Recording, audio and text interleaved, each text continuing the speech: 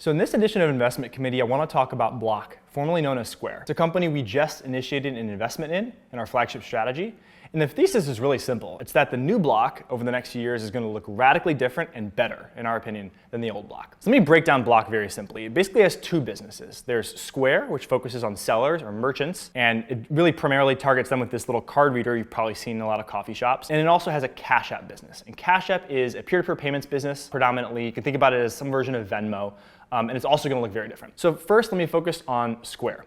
So Square targets sellers, and historically it's focused on very small sellers, micro merchants, boutiques, mom and pop coffee shop, a lot of the neighborhood merchants. These typically don't do that much in revenue. A lot of them go out of business pretty quickly. It's a very competitive business. But Square is going to deliberately start to focus on going upmarket to what we call enterprise clients. These are much larger businesses, much larger revenue contracts.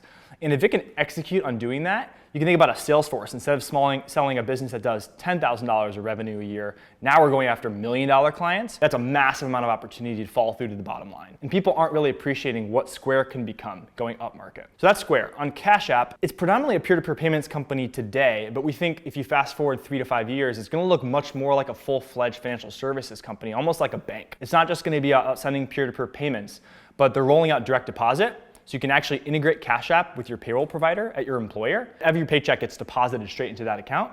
Then they're also going to enable you to borrow from that account.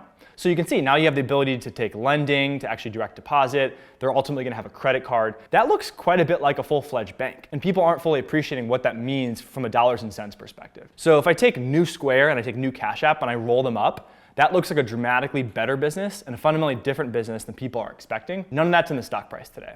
So that's the simple thesis on Block. If you have any questions, let us know.